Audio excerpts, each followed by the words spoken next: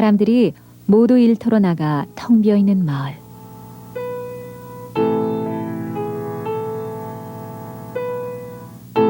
늘상 마을 귀퉁이 돌담 아래 외롭게 나와 있는 할머니가 있다.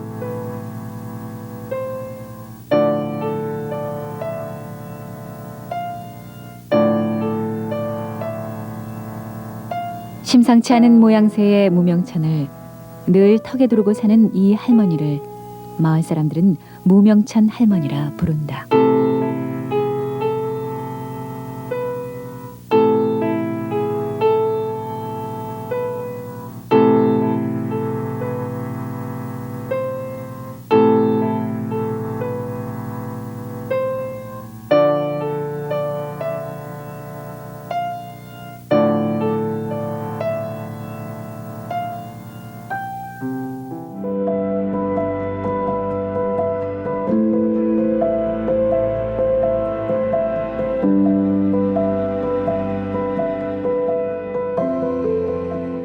이 진아영 할머니에 대한 영상 기록은 96년에 촬영을 했고 97년에 제작을 해서 98년에 발표를 한 거죠.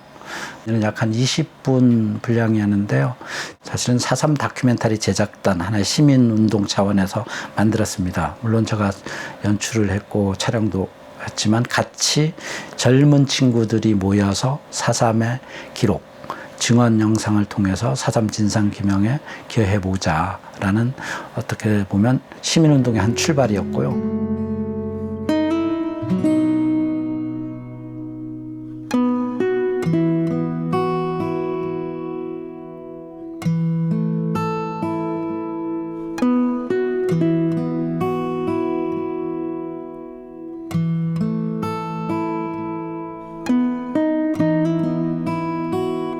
사삼 진상규명을 바라는 젊은이들의 모임이었습니다. 그래서 제주에서는 독립 다큐로 보면 최초였죠. 무명천 할머니 작품은 기존의 작품들과 좀 다릅니다. 그 당시에도 4.3은 지난 역사, 오래된 역사로 인식을 했어요. 그래서 저희들은 그게 아니라 4.3이 현재적 아픔이고 현실적 문제다라는 걸 드러내보자. 어떤 개인의 아픔을 통해서 4.3이 과거의 기록이 아니라 오늘의 이야기다라는 측면을 좀 더 강조하기 위해서 다큐멘터리를 제작했고요. 오늘 왔을 여름에 그럼 불필요해서 나 웃음이다.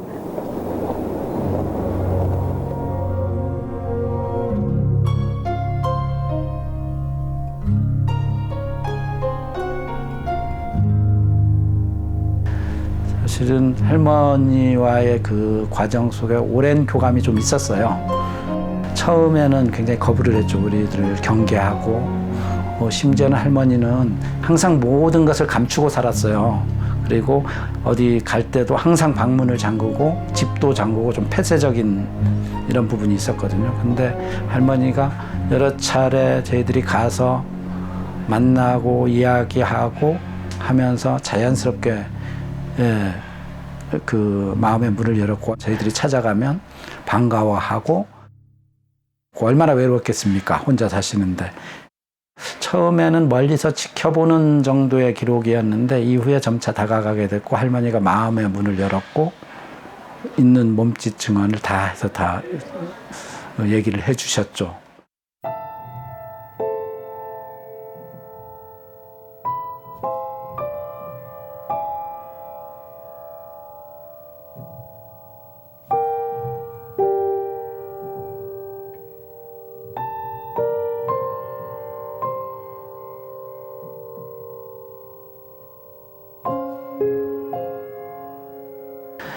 그 당시 군경토벌대가 마을에 오고 그 뭐 교전이 좀 있었던 모양. 그때 무서워서 숨었는데 군경토벌대에 의해서 총상을 당한 거를 할머니도 증언하셨고 그 총상을 맞을 때 보았던 증언이 돌아가신 줄만 알았대요. 그래서 돌아가신 걸로 누워놨더니 며칠 만에 깨어나셨대요.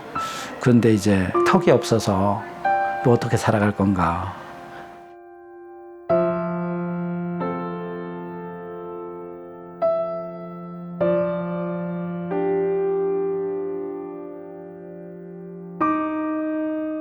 그때는 하나의 섬이었어요. 그러니까 고립된 섬, 마을 속에 있지만 돌담으로 둘러져 있고 누구도 잘 찾아가지 않고 또 거기서 살고 있는 분도 밖으로 잘 나오지 않는 오로지 마당 돌담 아래 있거나 이런 섬과 같은 공간이었는데 저희가 좀 더 찾아가면서 좀 더 열게 되고 가뜩이나 너나 없이 어려운 시절이었다. 언니가 보살펴주고 마침 사촌 형제가 한 마을에 살고 있어 큰 의지가 되긴 했지만 함께 사는 가족 하나 없는 데다 망가져버린 몸으로 버텨야 했던 무명천 할머니의 삶은 이루 말로 다 할 수 없을 만큼 힘들었다. 아기가 뚝뚝하게 아파. 아기가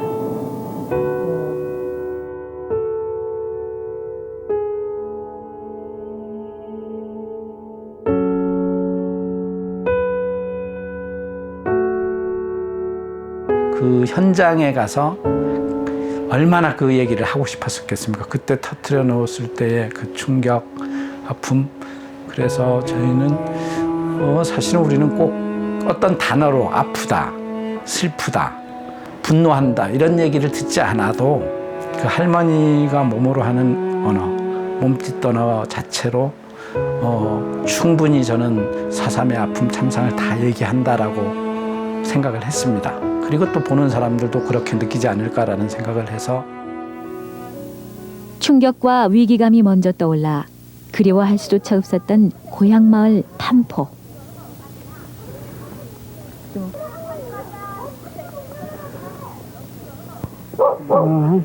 그래요. 저 집에서 수시나 그래 나서 전화가 저 50여 년 전 그날의 기억들이 한꺼번에 솟구치는 걸까. 흥분을 감추지 못하는 할머니는 목청을 높여 자신만의 언어를 쏟아놓는다. 나 저기가 아가씨 추워서 쉬어야 있다. 아휴.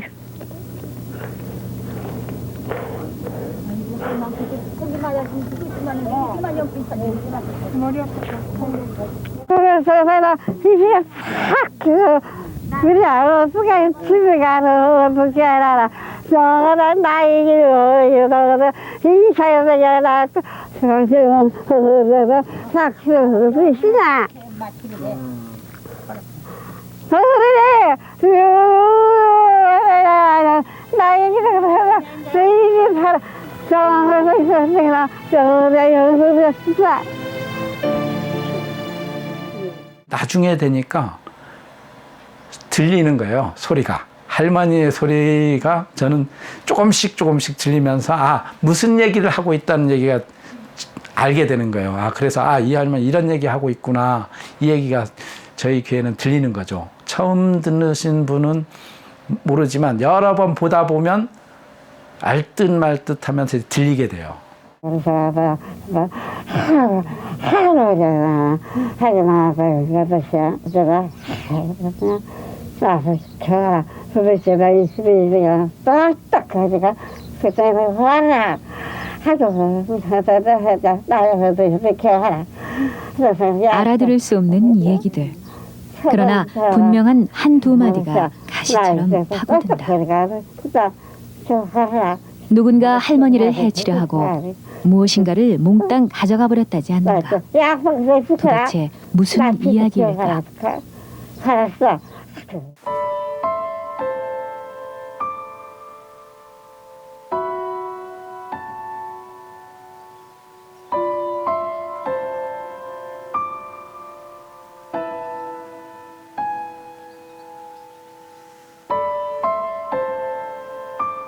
할머니가 굉장히 자존심이 세신 분이에요. 그렇기 때문에 자신의 치부라고 안 보여드리려고 했어요. 턱을 푸는 것도 쉽지 않았죠. 또 결례가 되지 않을까. 근데 할머니가 결국은 턱을 풀어서 보여주셨고 그걸 열었어요. 50년의 그 가슴에 묻은 한이 있었는데 그거를 연다는 게 그렇게 쉽지는 않았을 거라고 보거든요. 남 앞에서 먹지 않는 것처럼 아파? 좀처럼 풀지 않는다는 무명천을 풀었다. 어느 어떤 생못 사고 여기서 저말로 즐긴 건 할머니에겐 턱이 이게? 없었다. 아 이래요. 작심에 이래도 아프고 턱이 없으니 음식을 제대로 먹을 수가 안 없고 아프고 영아야. 말을 제대로 할 수가 없는 것이다. 할머니는 그렇게 50여 년을 살아왔다.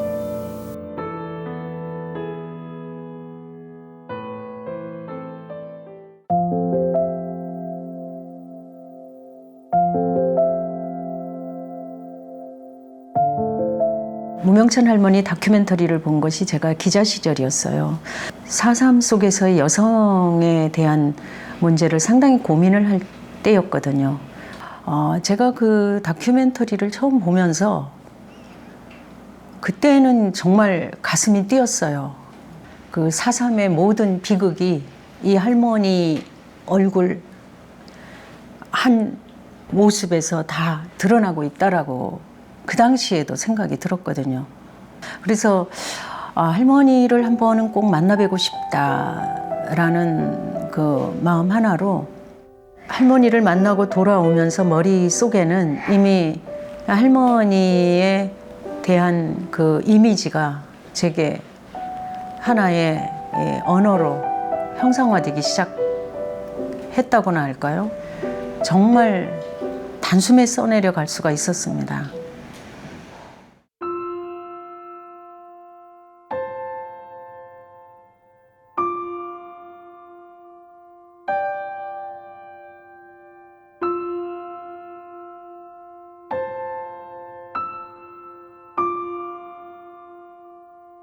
한 여자가 울다말에 쪼그려 있네.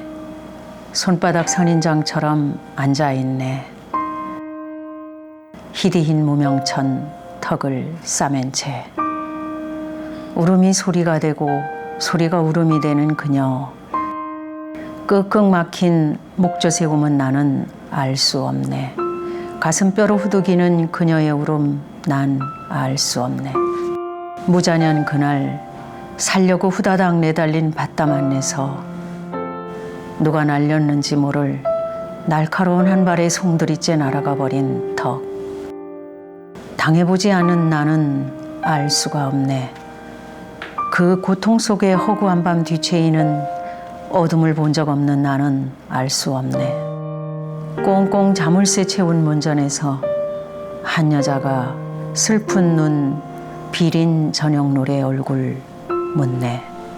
오늘도 희디인 무명천 바치고 울다말에 앉아있네. 한 여자가.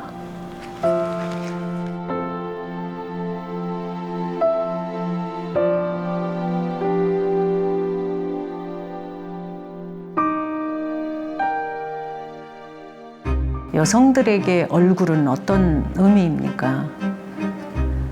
그 턱 하나가 다 날아갔는데 살아낼 수 있다는 것부터가 이건 우리한테는 기적인 거잖아요. 생존 희생자, 부상당하고 그 고통 속에 굉장히 많은 사람들이 살아가고 있다는 걸 알게 됐습니다. 총상, 창상, 고문 후유증, 뭐 여러 가지 정신적 피해 많았습니다.